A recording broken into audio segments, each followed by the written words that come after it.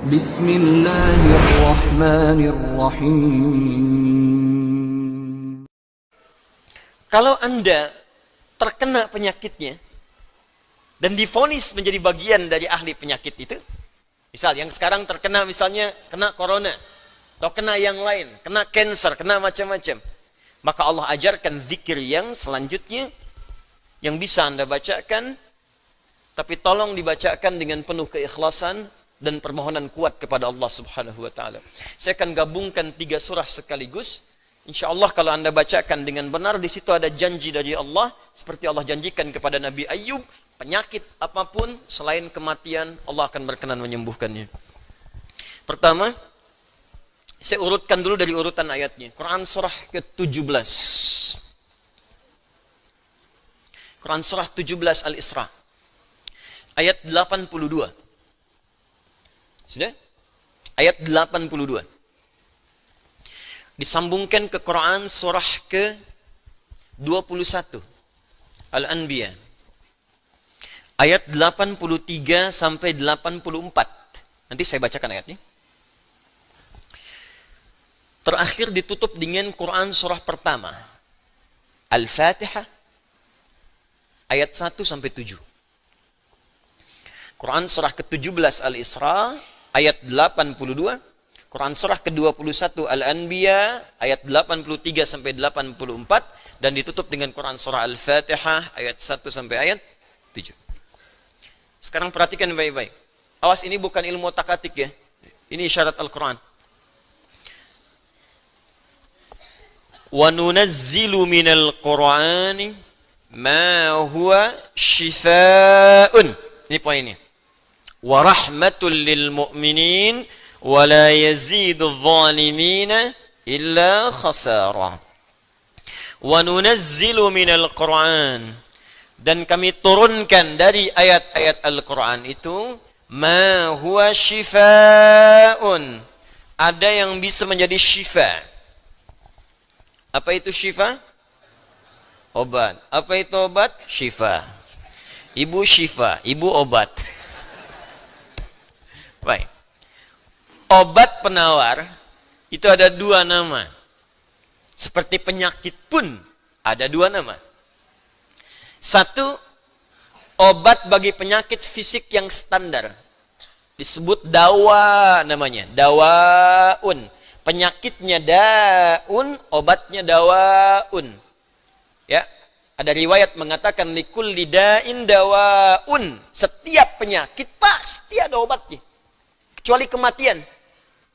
Ya, kecuali kematian. Selain kematian, kata Nabi ada obatnya. Ya, kalau kita mau kreatif, kita dapatkan analisis, dapatkan hadis. Ya, likulli da'in dawaun. Da itu penyakit fisik. Ya, pusing, sakit perut, sakit gigi, macam-macam. Kata Nabi Anda kreatif, dapat obatnya. Obat untuk fisik ini disebut dawa namanya. Ada yang kedua, disebut dengan maradun. Maradun. Marad itu lebih kepada penyakit hati. Penyakit jiwa. Roh. Ini. Quran surah kedua Al-Baqarah ayat 10. Fi qulubihim marad. Fazadahumullahu marada. Ada orang-orang munafik yang kena penyakit. Fisiknya sehat, kuat, ke masjid nomor 1, saf pertama dia. Cuma di hatinya ada penyakit. Ya, masuk masjid nyanjung Nabi, keluar masjid mencela Nabi. Nah, itu penyakit, hati-hati. Masuk masjid, nyanjung-nyanjung, keluar mencela-cela. Di depan berkata baik, di belakang menjelek-jelekan. Nah, itu sakit. Nah, itu sakit tuh. Ya. Apa penyakitnya? Marad.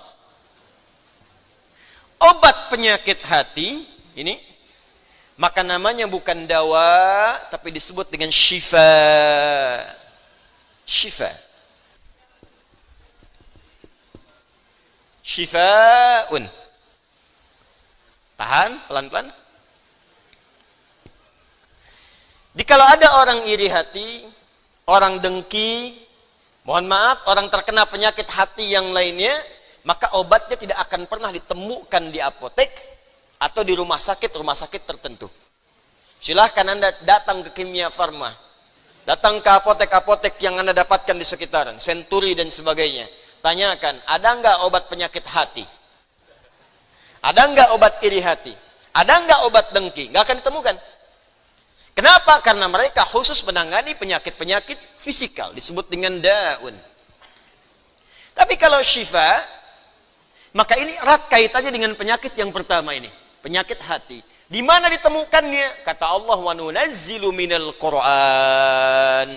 Solusinya ada dalam Al-Quran.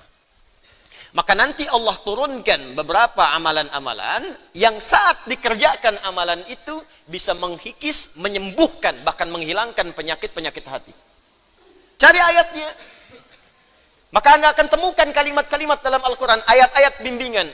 Ini obat untuk menghilangkan malas. Ini obat untuk menghilangkan iri hati. Bahkan ini mencegah penyakit dengki. Kalau ada orang sekitaran dengki dengan kita, bacakan ayat ini. Turun surah Al-Falaq. Kalau ada orang munafik, bacakan surat yang ini. Kalau ada orang ini, bacakan surat yang ini. Nah, pencegahan-pencegahannya, obatnya ditemukan bagiannya di Al-Quran. Tapi syifa juga memiliki makna yang kedua. Dia adalah obat bagi penyakit fisik yang sudah sulit ditemukan obat dan penawarnya. Kalau dokter sudah mengatakan, sudah ini nggak ada obatnya, ini belum ditemukan penawarnya, maka Allah turunkan kemudian beberapa ayat dalam Al-Quran berupa zikir-zikir tertentu yang kalau dilakukan dengan benar, maka melahirkan penawar yang tidak ditemukan secara fisikal. Apa diantaranya? Yuk kita bacakan Quran surah ke-21 Al-Anbiya ayat ke-83 sampai 84. Kenal Nabi Ayub? Bagus. Ada yang kenal di sini. Baik. Bukankah ujian Nabi Ayub salah satunya kena penyakit fisik? Bukankah ujian Nabi Ayub alaihissalam salah satunya kena penyakit fisik? Ya. Pertama ujian harta, habis semua asetnya. Yang kedua ujian keluarga, wafat semua anaknya. Yang kedua ketiga ujian fisik. Ditimpa, diuji dengan penyakit, maaf, yang belum ditemukan obatnya, tidak akan pernah dirasakan orang sebelumnya, tidak dialami orang setelahnya, saking parahnya penyakitnya. Dokter mengatakan sudah nggak ada obat. Orang mengatakan secara klinis mustahil sembuh, nggak ada obatnya. Maka apa yang dikerjakan oleh Nabi Ayub alaihissalam? Ingat, ini pesan dari Al-Quran. Ada isyarat begini. Ketika manusia mengatakan, makhluk mengatakan ini mustahil, itu tanda pertama dari Allah supaya langsung kita diminta untuk memohon kepada Allah Subhanahu wa Ta'ala. Jadi kalau ada orang mengatakan ini nggak bisa, itu langsung tanda langsung dari Allah supaya tinggalkan pendapat makhluk, minta kepada Khalik. Itu poinnya. Makanya seringkali ujian penyakit itu diantaranya mendorong kita untuk mendekat kepada Allah. Jadi kalau Anda diberikan penyakit sampai parah, nggak menyebut nama Allah juga, perlu dikasih apa lagi supaya ingat sama Allah? Jadi kalau diberikan yang paling parah, nggak sempat menyebut nama Allah juga, Anda perlu dikasih apa lagi? Karena itu seringkali ujian itu, kata Nabi, jika Allah mencintai seorang hamba, diberikan ujian supaya dekat dengan Allah. Innallaha idza ahabba 'abdan ibtala. Allah itu kalau sudah cinta dengan seorang hamba, diberikan ujian supaya ingat, nyebut. Mungkin sebentar lagi wafat, sebut nama Allah, dekatkan diri dengan Allah. Makanya, maaf ya, nikmat kesehatan itu berharga ketika sakit. Ya, syukur nikmat itu datang ketika sakit. Peningkatan ibadah hadir ketika sakit. Begitu diuji, ingat Allah. Nah, ini yang dikerjakan Nabi Ayub alaihissalam. Begitu penyakitnya sudah mulai mengganggu beliau ibadah, maka perhatikan zikirnya. Amalkan ini, bacakan dengan penuh ketulusan. Wa ayyuba, dan kami buka kisah Ayub alaihi salam. Idh nada rabbahu anni massani yadurru wa anta arhamur rahimin. Ini zikirnya. Anni massani yadurru wa anta arhamur rahimin. Anda boleh bacakan dari sini. Ya, anni massani yadurru wa anta arhamur rahimin. Allahumma anni massani yadurru wa anta arhamur rahimin. Allahumma anni massani yadurru wa anta arhamur rahimin. Dalam tahajud Anda mohon kepada Allah. Yang divonis misalnya matanya sulit sembuh, yang divonis misalnya ini penyakit gak mungkin sembuh, yang divonis cancer macam-macam, minta Allahumma anni massani yadurru wa anta arhamur rahimin. Ya Allah, penyakit ini sudah mulai mengganggu saya untuk bisa fokus ibadah kepadamu. Ini kuncinya. Jadi kalau bacakan ayat ini, arahkan ke kepentingan ibadah. Jangan cuma minta sembuh. Sebab yang pengen sembuh pun banyak. Jangankan Anda, yang lain pun pengen sembuh. Apa motivasinya supaya Allah cepat sembuhkan kita? Maka dekatkan kesembuhan itu pada kepentingan ibadah. Minta, ya Allah saya pengen sholat. Berikan kesembuhan pada kaki saya untuk bisa melangkah. Ya. Ini peserta karantina Al-Quran, mungkin sebentar lagi akan datang kisahnya. Ada salah satu matanya yang nggak berfungsi. Divonis nggak bisa melihat. Nggak bisa melihat salah satunya. Dia ikut karantina. Dia baca Quran dengan tulus. Dia berdoa kepada Allah. Sekitar 2-3 hari yang lalu, tiba-tiba dia masuk kamar mandi, dapat cahaya, terbuka, melihat semua. Sekarang matanya bisa melihat normal dua-duanya. Minta, Allahumma anni masanni yadur wa anta arhamur rahimin. Sebentar.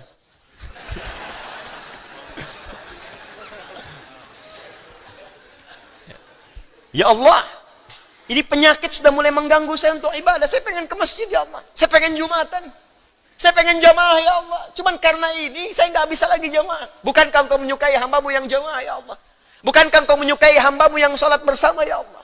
Bukankah engkau menyukai zikir ya Allah yang kau dengar setiap waktu ya Allah? Wa anta arhamur rahimin, sedangkan engkau yang paling sayang padaku. Kalau yang paling sayang saja tidak engkau sembuhkan, lantas kepada siapa lagi aku mohon dan meminta? Kalau kepada yang paling sayang saja tidak menyembuhkan, kepada siapa lagi aku mesti meminta? Anda tahu apa jawabannya? Fastajabna lahu fakashafna ma bihi min dhurrin wa atainahu ahlahu wa mithlahu ma'ahum rahmatan min indina, ujungnya wa dzikra lil abidin. Kata Allah, kalau ada orang yang mengamalkan zikir ini seperti Ayub mengerjakannya, aku akan sembuhkan penyakitnya, hilangkan semua kesulitannya, bahkan aku kembalikan aset-asetnya yang dirasakan hilang. Anda biaya keluar sekian juta, puluhan juta, miliaran dibalikin oleh Allah, seperti Allah mengembalikan Ayub dan anak-anaknya plus aset-asetnya. Anaknya meninggal 12, sembuh kembali, istrinya hamil lagi. Setiap hamil, lahiran kembar, lahiran kembar. Lahiran sampai 12 kali, anak 24. Aset balik semuanya. Terakhir, bacakan surah Al-Fatihah dengan benar, karena Al-Fatihah disebut langsung juga oleh Nabi sallallahu alaihi wasallam sebagai syifa, sebagai syifa. Seperti pernah kepala suku saya kisahkan di pertemuan awal, tersengat kala jengking dan medis mengatakan tidak mungkin sembuh, diruqyah kemudian dibacakan itu dan Allah berikan kesembuhan. Wallahu a'lam bissawab. Ini bagian dari ikhtiar roh, bukan bagian dari pendekatan-pendekatan obat fisik. Dan semoga dengan itu Allah memberikan ketenangan, kemudahan, dan menghilangkan segala kesulitan di sekitaran kita insyaAllah. Ini sebagai respon dari beberapa saudara-saudari kita yang meminta penguatan dan doa. Sekali lagi kita doakan, semoga Allah meringankan semua apa yang kita hadapi saat ini. Assalamualaikum warahmatullahi wabarakatuh.